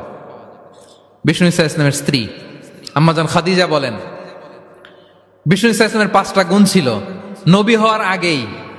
এর মধ্যে একটা হচ্ছে ওয়া তাহমিলুল কাল্লা, তিনি মানুষের বোঝা বইয়ে দিতেন। সুবহানাল্লাহ পড়বেন না? একজন লাকড়ি নিয়ে যাচ্ছে, ভারী, পিঠ কুঁজো হয়ে যাচ্ছে ব্যথায়, বিশ্বনবী নিজের কাঁধে নিয়ে ওটা বহন করে দিতেন। ওয়া তাকসিবুল মা'দুমা, অন্যের জন্য উপার্জন করতেন, নিজে ছাগল চড়ায় ওই টাকাগুলো যারা খেতে পায় না তাদের হাতে তুলে দিতেন। মা বা'আসাল্লাহু নাবিয়্যান ইল্লা রাআল গানাম, পৃথিবীতে এমন কোন নবী নাই যে নবীরা ছাগল চড়ায় নাই। সাহাবারা বললেন, ওয়া আনতা ইয়া রাসূলুল্লাহ, হে নবী আপনিও? বিষ্ণু বললেন কুনতু আরআহা লিকারারিত লিআহলি মক্কা, আমি অল্প কিছু কিরাত মানে অল্প কিছু পয়সার বিনিময়ে মক্কার লোকদের ছাগল চড়াই দিতাম। He started his first career as a shepherd, রাখাল হিসেবে ক্যারিয়ার শুরু করছিলেন, ইনকামের রাস্তা। আর আমরা কাজ ভাগাভাগি করে, এটা ছোট কাজ, এটা করবো না, ওইটা করবো না। বিষ্ণু ইসলাম ছাগল চড়াতেন মরুভূমিতে এবং এই উপার্জিত টাকাটা সুবিধা বঞ্চিত মানুষের হাতে তুলে দিতেন। চিন্তা করেন কি মানসিকতা ছিল বিশ্বনবীর। তাহলে আপনি যদি কারোর সাথে হৃদ্যতা বাড়াতে চান, বিপদে এগিয়ে আসবেন, সাহায্য করবেন। তাহলে 6 নাম্বার হচ্ছে টু হেল্প ইন ডেঞ্জার, কেউ বিপদে পড়লে তার to extend hour helping hand to others, আমরা সাহায্যের হাত বাড়িয়ে দিব। পারা যাবে তো ইনশাআল্লাহ? কয়টা গেল? 7 নাম্বার হচ্ছে ভিজিটিং সিক, অসুস্থ ব্যক্তিকে ভিজিট করা। এটা অনেক বড় সওয়াবের কাজ এবং এতে আপনার হৃদ্যতা বাড়বে, ওই লোক আপনাকে মনে রাখবে। বিষ্ণু ইসলাম উনি সকালবেলা রেগুলারলি 2টা কাজ করতেন। এক হচ্ছে মদিনার বাজার ভিজিট করতে যেতেন রাফলি 10টা সাড়ে 10টার দিকে, আর ওই টাইমে উনি মদিনায় যদি কেউ অসুস্থ থাকতো তার বাসায় ভিজিট করতে যেতেন। আপনারা অসুস্থকে দেখতে জানতো না? যাবেন। বিষ্ণু ইসলাম কোন অসুস্থের কাছে গেলে তার মাথায় হাত দিয়ে দোয়া পড়তেন। তিনি পড়তেন আল্লাহ আযহিবিন নাস, আল্লাহুম্মা রাব্বান নাস আযহিবিল বাস ইশফি আনতা শাফি লা শিফা ইল্লা শিফাউক শিফাআন লা ইগাদিরু সাকমা। রোগীর মাথায় হাত দিয়ে তিনি বলতেন, হে মানুষের রব, তার রোগ তার কষ্ট দূর করেন, তাকে শিফা নসিব করেন, এমন শিফা দেন যে শিফার পরে আর সে রোগাক্রান্ত হবে না। বিষ্ণু ইসলামের এক খাদেম ছিল মদিনায়, ছোট্ট বালক, কিন্তু ধর্মে ইহুদি, ধর্মে নন মুসলিমদের সাথে how should be our relationship to the people of different faith, এটা নিয়ে আমার লম্বা লেকচার আছে, শুনবেন। লম্বা, আমি একাডেমিক ওয়েতে আলোচনা করেছি, আমার ইউটিউব চ্যানেলে গেলে পাবেন। মদিনাতে এক ছোট্ট ইহুদি বালক বিষ্ণু ইসলামের খেদমত করত, এটা সেটা এগিয়ে দিত। বিষ্ণু ইসলাম কোনো কাজ থাকলে তাকে অ্যাসাইন করতেন, অ্যাপয়েন্ট করতেন, দিতেন। কিন্তু অনেকদিন হয় ছেলেটা আসে না। বিষ্ণু খুঁজলেন ওই ইহুদি বালকটা কোথায়। সাহাবারা বলল, ইয়া রাসূলুল্লাহ, সে তো অসুস্থ। সে কি? সে তো অসুস্থ। সেই বুখারীর বর্ণনা শুনেই বিষ্ণু ইসলাম তার বাড়িতে গেলেন। কার বাড়িতে? ইহুদির বাড়ি।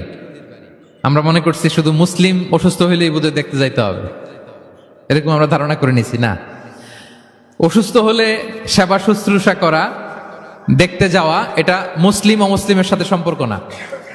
যে কোনো ধর্মের, যে কোনো বর্ণের, যে কোনো চিন্তার অসুস্থ হইলেই আপনার নেইবার, এদিকে খ্রিস্টান যাবেন, এদিকে জুইশ যাবেন। ভিজিটিং সিক ফর অল, সবার জন্য এটা। বিষ্ণু ইসলাম গেলেন, যে তার পাশে, মাথার পাশে বসলেন। বসে তিনি বললেন, ইয়া গোলাম আসলিম, হে বালক, তুমি ইসলাম ধর্ম গ্রহণ করো। এতদিন খেদমত করছে, বলে নাই। অনেকদিন খেদমত করছে, একদিনও বলে নাই। একদিনও, আজকে বলতেছে। দেখেন, বিষ্ণু ইসলাম প্রপার টাইমিং এর অপেক্ষা করতেন সবকিছুর। আমরা অনেক সময় টাইমিং বুঝি না, কখন কি বলতে হয়, কখন কি করতে হয়, কতটুকু বলতে হয়, কোথায় যে থামতে হয়, এই কমন সেন্সটা অনেকের নাই। হ্যাঁ, আমি তো হিন্দুদেরকে পাইলে ইসলামের কথা বলিই না, আমি যে তুমি শাহাদা পড়ো, এটা কখনো বলি না। আমি ইসলামের বিউটি শুধু তুলে ধরি, যে এটা এমন, এটা এমন, কিন্তু তুমি শাহাদা পড়ো এটা বলি নাই। কত লোক যে আমার কাছে আসছে শাহাদা পড়ার জন্য, হিসাব নাই, হিসাব নাই। এখন তো পাবলিকলি করি না কিছু ইস্যুর কারণে, কারণ প্রপার টাইমিং লাগবে।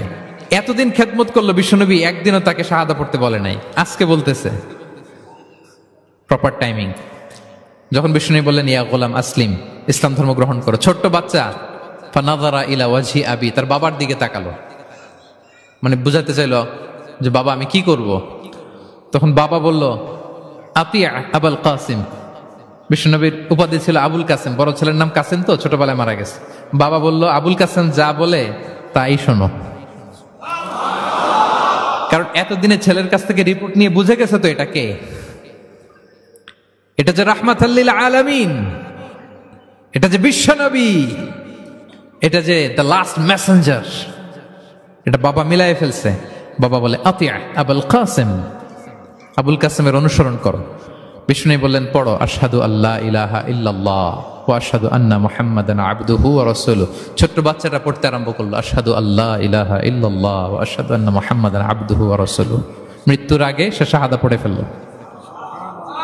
বিষ্ণু বললেন আলহামদুলিল্লাহ আলহামদুলিল্লাহিল্লাযী আনকাযাহু মিনান নার। প্রশংসা সে আল্লাহর যে একটু আগে জাহান্নামী হওয়ার কথা ছিল, যার তাকে মুহূর্তের মধ্যে জান্নাতি বানায় দিলেন। ভিজিটিং 6, অসুস্থকে দেখতে যাওয়া। শুধু মুসলমান হলে দেখতে যাবেন নাকি? যে কোনো ধর্মের দেখতে যাবেন, হৃদ্যতা বাড়বে। একদিন বিষ্ণু সাহাবাদেরকে বললেন আজকে রোজা রেখেছো কে? নফল রোজা? আবু বকর রাদিয়াল্লাহু তাআলা আনহু হাত তুলে বললেন আমি। বিষ্ণুনবী আবার জিজ্ঞেস করলেন আজকে কোন মিসকিনকে খাবার খাইয়েছো কে? আবু বকর রাদিয়াল্লাহু বললেন আমি। বিষ্ণুনবী আবার বললেন আজকে কোন জানাজায় শরীক হয়েছে এমন কেউ আছে? আবু বকর বললেন আমি। বিষ্ণুনবী বললেন আজকে কোন অসুস্থকে ভিজিট করে আসছো এরকম কি কেউ আছে? আবু বকর বললেন আমি। বিষ্ণুনবী বললেন মাজতামা'না ফি ইমরিইন ইল্লা দাখালাল জান্নাহ। এতগুলো গুণ যদি একটা ব্যক্তির মধ্যে থাকে ওই ব্যক্তি তো জান্নাতি না হয়ে পারে না।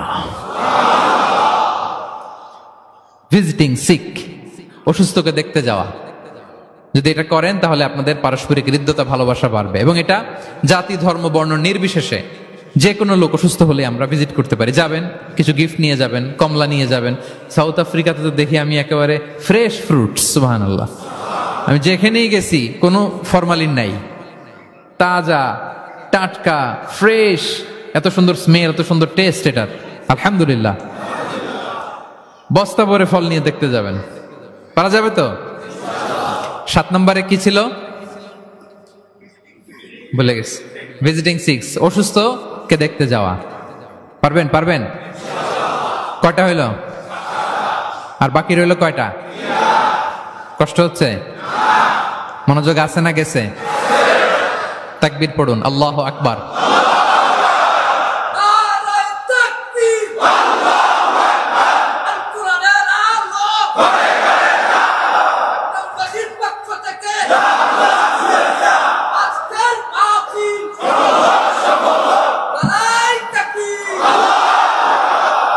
মাশাআল্লাহ, তাবারাকাল্লাহ। কয়টা বললাম?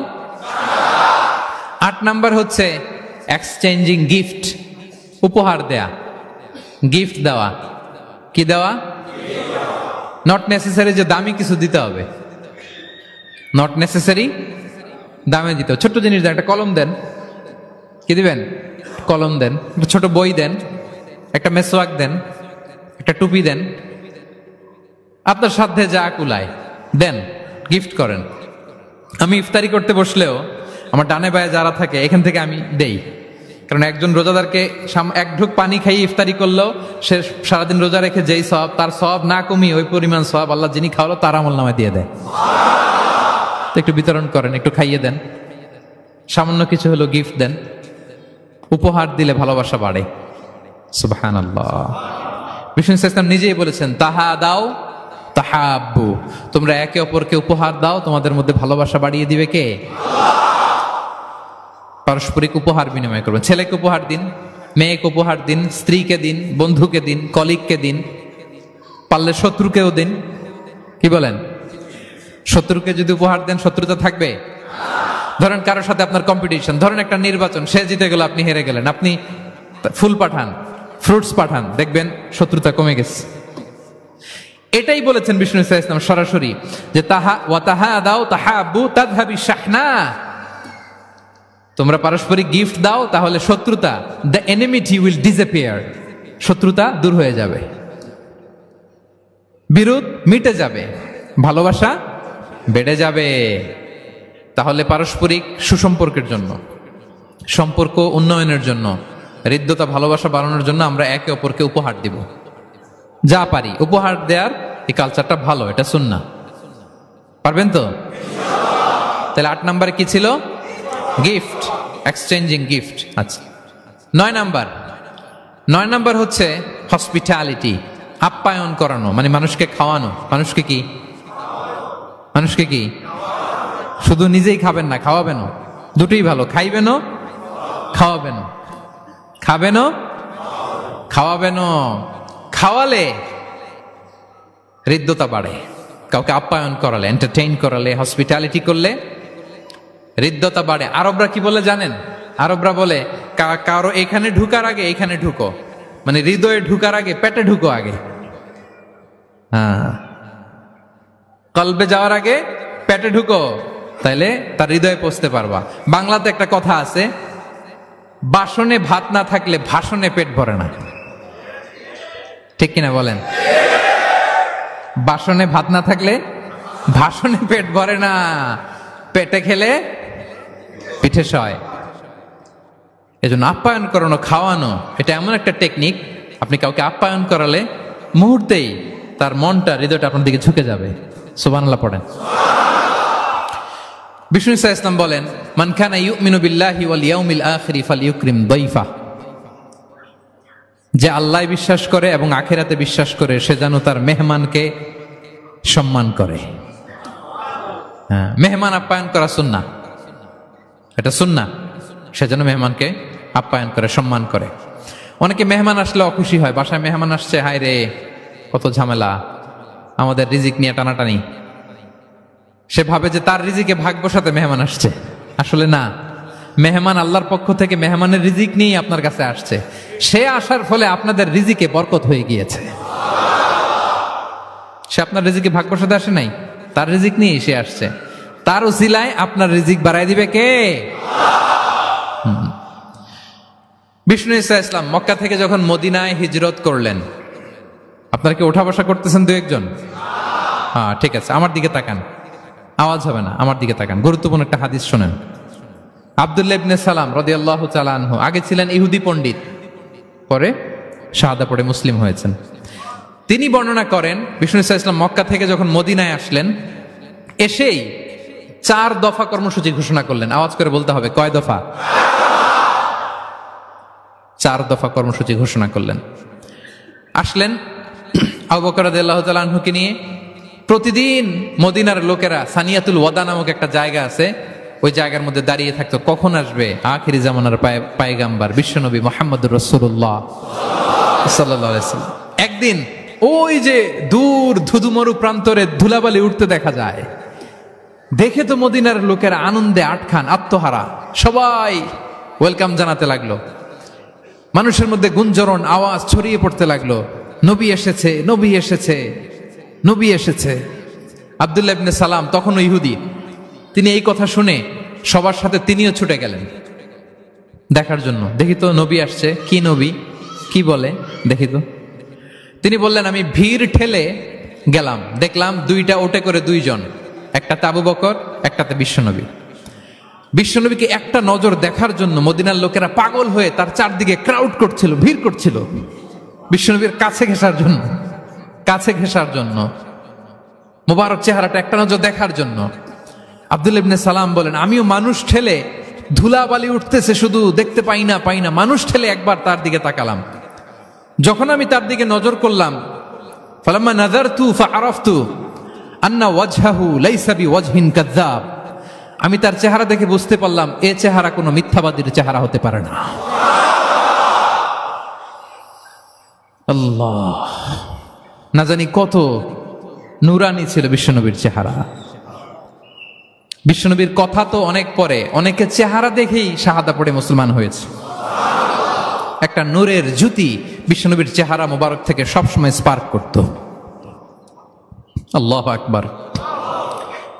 হেরা হতে হেলে দুলে নুরানি তনু ওকে আসে হায়, সারা দুনিয়ার হেরে মেরে পর্দা খুলে খুলে যাই, সে যে আমার কমলিওয়ালা কমলিওয়ালা, সে যে আমার কমলিওয়ালা কমলিওয়ালা।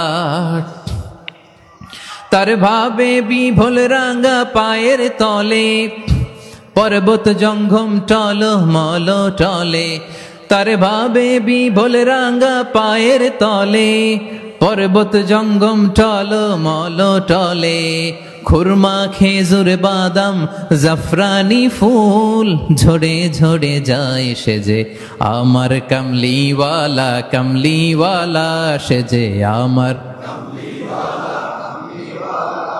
এরা হতে হেলে দুলে নুরানি তনু ওকে আসে হায় সারা দুনিয়ার হেরে মেরে পর্দা খুলে খুলে যায় সে যে আমার কমলিওয়ালা কমলিওয়ালা সে যে আমার কমলিওয়ালা কমলিওয়ালা আল্লাহু আকবার পড়েন ফালাম্মা নাযারতু ইলা ওয়াজহিহি আরাফতু আন্না ওয়াজহাহু লাইসা বিওয়াজহিন কাযাব আব্দুল্লাহ ইবনে সালাম বলেন মানুষের ভিড় ঠেলে আমি যখন বিশ্বনবীর চেহারাটা দেখলাম আমার মন বলে দিল এ চেহারা কোনো মিথ্যাবাদীর চেহারা হতে পারে